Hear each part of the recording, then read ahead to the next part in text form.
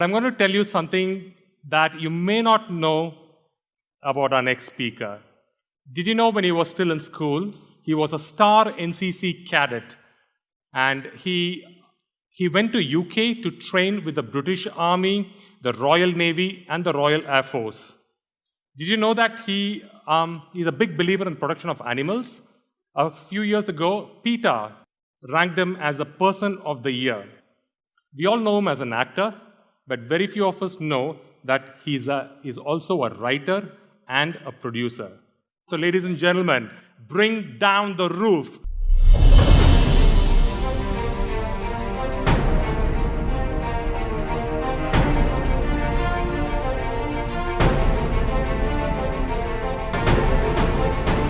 Let's welcome Mr. R. Madhavan.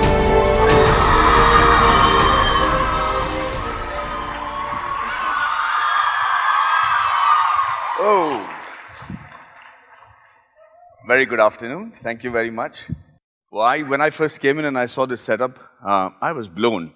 I was talking to doctor in the evening last night, and she was saying, this forum should be as big as TED. With this sort of a preparation and the kind of speakers you are, I think you'll soon be as big, if not more prominent than TED in India. And so I wish you all the very best for it. I'm going to speak to you on my idea of wellness. I am not an authority on history nor on the medical sciences that I've bravely ventured out to speak on today. But I can tell you with complete certainty that it has worked for me. It has really changed the way my life has been proceeding when I was made aware of these facts. I went to this place in Austria. I spent a lot of money to go to this place, which was, was a wellness institute, and they had been running that for 150 years. And the lessons I learned there were priceless. Well, I'm going to describe this entire experience to you, and I'm going to tell you the inferences as we go along. I went there. It was a beautiful place outside a lake, spectacular, cold. I walked in on a Sunday evening. They said, yeah, welcome, Mr. Madhavan, and we'll see you tomorrow morning. And would you like to have dinner? I said, yes. They gave me a sumptuous dinner. I was a vegetarian. They gave me the food I wanted. The next morning, I went and met the doctor, and he said, welcome, Mr. Madhavan. Lovely to see you. You're from India, I see. Yeah, he says, congratulations then. You've paid us a lot of money and come a long way to hear from us what we learned in India. I said, congratulations.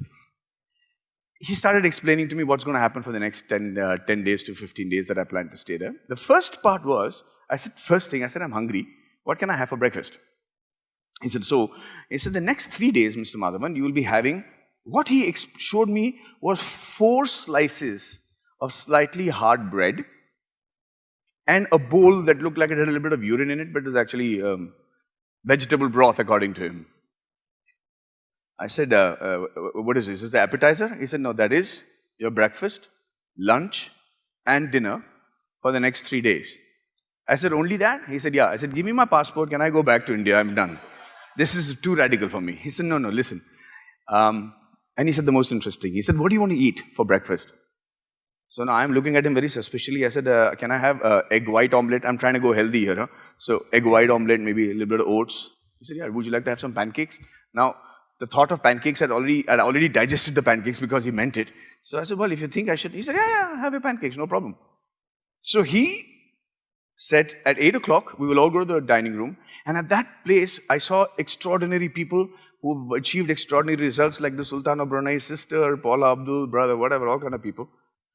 And when we went for breakfast, we were all sitting in this spectacular hall facing the lake. And everybody was sitting on their individual tables. We were categorically told no phones, no newspapers, no television, no nothing. You will sit there and you will do as we ask you to and see if it makes a difference in your life. So they had taken orders from every one of us. People had ordered omelettes, bacon, falana, timkana, everything. And everything was neatly placed on our table. It was actually there. Gourmet chef had prepared it. It was looking spectacular. I could smell it. I was ready to have it. And they said, we all can have any part of the breakfast you so wish. But the only condition is, our request is, they put this bowl of soup and this 4 pieces of spelt bread here and said, Our only request to you is, finish this bowl of soup and this bread in the manner that we ask you to. And then we are more than happy for you to consume the rest of the breakfast. And I said, okay, great. What's the deal? They said, we're going to follow a principle here called drink your food and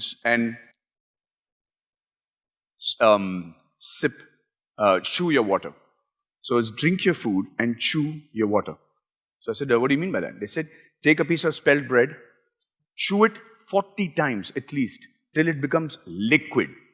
Till it becomes completely liquid, then swallow it. It's not going to be easy. Your mind is not going to allow you to do that. It sounds very simple. Your mind is never going to allow you to do that, but we'd like you to focus on just that 4 pieces of bread we've given you. And then every time you take a sip of the soup, don't gulp it down. Put it in your mouth, gargle it in your mouth, feel it, chew it with your teeth, and then swallow it. I said, no problem. The pancake was beckoning, so I picked up my bread and I started to chew it. Slightly chewy, rubberish. And I would, make it into complete liquid. I could actually feel the entire flavor. It was not bad. It was pretty tasty. But ladies and gentlemen, in 14 minutes, I couldn't finish the bread. Forget about the rest of the breakfast. Forget about the soup. I couldn't finish the bread. I was sated. And it happened across the board to everybody. And we're like looking at each other and smiling because we tried. There's an Afro-American woman. She tried to have a little bit of the pancakes. We couldn't finish it. And it was really, we thought, oh, usme soda hoga. There's a lot of soda there. That's why we're feeling full and everything. But then the explanation started, and he said to all of us, he says, Mr. Madhavan, the mind or your body knows exactly what it wants. Your mind gets sated after chewing for 14 to 15 minutes. If you calculate every time you've been to a party, every time you've been to a dinner, you can only eat collectively for 15 minutes. What you eat, how much you eat, and that is a totally different thing. But you cannot chew for more than 14, 15 minutes because the brain sends a signal to your body saying, stop eating. You've got enough food. I said, this is very interesting. And so a series of classes started, and the essence of which I want to share with you today. I was asking him, I don't understand. So how does this work? What in 15 minutes? He says, he asked me, you're going to work out for this film called Sala Khadus, you want to build up muscles. You asked me in an email, how much protein you should eat? I said, yeah. He said, why do you want to eat protein? I said, because, sir, I want to put on excess muscles. I want the body to look fit. He said, well, in that case, why don't you just have 8 glasses of protein shakes every day? It's a great amount of protein. Don't work out. Just have 8 glasses of protein shake. You should become muscular. So I said, no, maybe that doesn't work because I'm supposed to be working out also. He says, then why do you need to work out if protein is going to do the job for you? I said, yeah. He says, the protein doesn't do the job for you. Your conditioning of the lifestyle that you're leading while you eat the food will determine what aspect of the food is absorbed in your body. He asked me, what is the most muscular animal in the jungle? It's like asking a kid question. So everybody said elephant. Basically, it was the ox, the most muscular animal in the forest. And he said, what does the ox eat? Just grass. It's a herbivore, and even in the herbivore, it only eats grass. And he says, so how does it get all the muscles? No protein shake for that ox. And he says, the brain and your body is far more spectacular and smart than you people in your mundane lives are giving it credit for. He says, the brain knows that there is no pure food. Every piece of food that you put in your mouth is consisting of carbohydrates, fats, protein, vitamin, mineral, but in different proportions. And he says the bull's brain knows how to just take out the protein from the grass that is required and substitute and put it into the body that it needs. So I was extremely intrigued. So you're basically saying that I don't need to take a protein shake? He said, no, let me explain to you what we learned from India, where we say the final point of the whole conversation is, people in our Shastras say that you are what you eat. By that, what he meant was, your emotional success, your emotional, your success, your temperament, the way you look at the world, your family relationships, your professional relationships, everything depends on what you eat. And that was too much for me. I said, How can my acting depend or my popularity or my professional career depend on what I eat, sir? Please tell me what to eat. I'll only eat that. And he said, no, no, no. He says, when we say you are what you eat, it basically means that in today's world, people are so stressed out. He says that, Mr. Madhavan, if you're not able to give yourself 10 minutes in a day to sit quietly without your mobile phones, without your conversations, without your television, without being distracted, to eat your food, then you're doing a stupid profession and you're not a successful person. All great people in the world who have achieved any sort of greatness were very disciplined on one thing, and that was their food. Be it Alexander the Great, to any Mahatmas, to everybody. Food was a very important factor. Not just the food, the way they ate it, how they ate it, and when they ate it. So I said, explain to me, I'm not as evolved as what you're trying to be. And he said, the body, when you chew it enough, when you start drinking your food, when you chew it enough, the brain takes all the signals from your saliva. Your sugar and your carbohydrates gets digested in the mouth. Any doctor will tell you that. Your saliva sends the signal to your brain saying, this gentleman is eating certain things, so prepare your guts to secrete the acids according to the food being taken, so that the right amount of absorption is done for the food. Most of us wolf down the food, which means that you're reining your intestine with enough without information to your brain with just food. And anybody who's in the medical profession will tell you that if the food doesn't get digested in time, it becomes toxic. So therefore, the brain will leave all other activities, including put itself at risk, to just make sure that the food gets digested. How many of you all go to the gym? I'm sure you two ladies who absolutely are spectacular ladies, the twins that go into the mountains, they know. You all go to the gym, right? Any men who go and work out? Oh, this is a very healthy environment. Great, thank you. Sir, and anybody who's been to the gym and trying to put on muscles will tell you, the moment you start working out, you start feeling your muscles getting pumped, right? It looks larger. Can you all tell me how the muscle looks larger when you work out? Or let me just go and answer it. Anybody? Well, when you concentrate, yeah, but how does the muscle become bigger for that particular moment when you're working out? Say that again. Lactic buildup? No, basically because the blood rushes into that particular part of the body. So when you're working out your chest, or you're working out your abdomens, or you're working out your biceps or triceps, the blood rushes in to those parts to stop the muscle from getting damaged, and therefore it gives a definition and a size. And then the more you do it, the more the muscle tears, the more it becomes, the fiber increases and becomes bigger and more efficient. Well, where does the blood rush into the muscles from? It's a question I ask people who work out in the gym every day. I'm saying, yaar, tumhara chest to badh gaya. Where does the muscle come from? Where did the blood come from? And nobody knows where the blood comes from. It's not like you're drinking blood while you're working out. Anybody? Say that again.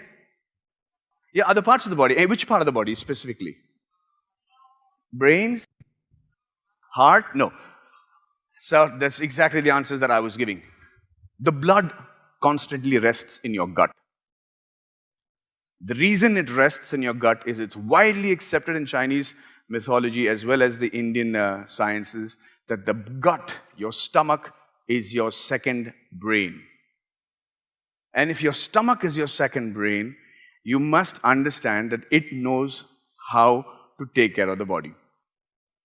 When you eat the food so quickly, wolf it down, the food rushes to the first small intestines, which is going around and around your stomach, and it's being pushed through it. The acids are pouring in, trying to make sure that the food, whatever little bit nourishment can be added, gets digested, and then it's pushed into the large intestine, which goes around your stomach like this, and then finally gets excreted, right? The large intestine has a layer of bacteria, which is like a lawn. All right, so that lawn is meant to be, the bacteria is there, and whatever food has been digested comes there. The bacteria absorbs the food, pushes into the blood. That's why the blood is always there. And then it goes to the rest of your part of the body. When the food is gulped down, the small intestine is not able to digest it completely. So it pushes it to the large intestine with undigested food, which is actually the food of this bacteria, because bacteria is a plant, and like all plant, it absorbs this particular food, and from a lawn, it becomes a forest. That's why we get our little belly, because the large intestine is swollen up, it's become hard, it's become tough, And most importantly, the blood flow and the flow of digestive juices through it has become very, very limited. And your body is not now healthy, it is unhealthy, it is actually functioning below optimal. And he says society cannot grow. India as a society mentally cannot grow till you are unhealthy physically. Which means if you're just normal, it's still not enough. Your body is capable of functioning optimally. All you have to do is give it enough time when you eat food. I was completely blown by them. And I wanted to know, tell me more. And he said the last thing. He said, what do I have to do to make sure that this gut doesn't become unhealthy and my second brain is actually functioning properly? And he said, Mr. Madhavan, the first thing I will tell you is you will not eat food after 6 o'clock in the evening. What time do you go to sleep? I said 10. Actually lied. I go to sleep at 2, but he said 10. I wanted to sound healthy. But he said, if you're sleeping at 10, you have to make sure that you finish eating your food at least 3 hours before you go to sleep, because that will determine how successful you are in your career. I'm like, you keep saying this. Explain. And he says, the blood is in the digestive system all the time. When you lie down in the prone position, the blood is kept there, and it is meant to digest the food that you've eaten quickly and then rush to the brain. The moment you eat food just before you go to sleep, the brain says, forget me. All the blood, let it be in the gut and let it just digest the food that you've eaten right now, so that if you don't digest it, it's going to become toxic in 3 hours and you will die. As a result, that blood from the gut does not travel to the brain. And when it does not travel in the alpha state to the brain, what happens is the entire rejuvenation of the body, and it doesn't matter what age group you are in, young, old, or anything, the entire rejuvenation that sleep is supposed to do is the blood carries all the information about which nail is not working, why the hair is falling, why the skin is looking dry, which part is being infected, which bone is hurt, what is hollow. All that information that is going to be there has to travel to the brain. The brain analyzes it, and before you wake up, before the beta state, before the state that you wake up, all the signals are sent out to every part of your body, and once that signal is received, everybody is reset, you wake up. And he says, that's when the mind can clearly do the job it is meant to be. Why do people say, don't drink and drive? Because you'll get into an accident? Why do you get into an accident, or why do you get into a debate that you normally would not do sober? Why do you get into a argument on a topic that you would not normally get into sober? It's because at the time that you're drunk, the brain is telling you that is right. It's perfect. You're good enough to drive. You're saying all your facilities are fine, and you're like, and bravado sets in and you do stupid things. He says, if alcohol is capable of giving that negative effect to your brain, then be assured that there are many substances that are capable of making your brain work in a positive manner, in a more efficient manner. And those 10 days that I lived over there, I made sure that I ate every day before 6 o'clock. I made sure I chewed my food I drank my food and chewed my water. And I made sure I tried to follow everything that he had said in terms of how it is going to help me reset my life. When I came out of there, I'm telling you, ladies and gentlemen, I was a completely changed man in 10 days. Before I left, he said one more thing. He said, what I'm telling you, Mr. Madhavan, does not mean that it will be accepted by your body and your brain at the right time. It's a calling. Your mind, your mental state, you were ripe for me to tell you this and understand that. He spoke like a philosopher as a doctor. He says, sometimes in your life, you're not ready to listen. Sometimes the calling is not there. Many people have come to this place and done this course mundanely, but they were not mentally ready to accept the changes that we were trying to say. And eventually, they went back to relegating themselves back to the same lifestyle. And he says, the difference between that and you is what is in your culture called karma, vidhi. That is going to be the difference between how successful you are and how. So the reason I was trying to tell you this is, it is very possible for us to activate each one of those DNAs that we have, the same as the bonobos as well as the chimpanzees. This particular conditioning about how you have your food and how you let your environment affect you will determine which of those DNAs get activated at any given point of time. I'm, like I said, a follower of simplicity and tangible answers. This gave me a serious, tangible answer. Sit down, eat your food without being distracted. Make sure you chew 40 times. Make sure you drink your solid food and chew your water. And The day I started doing that, it was spectacular. Every result that was wrong in my blood group came back, started getting normalized. My hair started growing more healthily. I was able to think more clearly. I did not have to make notes about things that had to be done during the day. And from being below average health-wise, I was, in my opinion, functioning optimally. And it is very difficult to convince yourself to be young when you're 46 years old and your heroine is 17 years old. And she's on this set and exhibiting totally different aspects of being an actress as I've ever been used to, where, hey, I got a tattoo here, or I have a piercing there, do you want to see it? And no, I don't want to see it. But, but it's very difficult to relate to them. But sometimes, if you have enough stories in your pocket, you're able to make yourself relevant even to that generation. And feeling like the alpha male on the set, feeling like you're the healthiest one over there, feeling like you're the boss is very important for a hero. And for me, this experience in Austria helped me get there. And that is the story I wanted to share.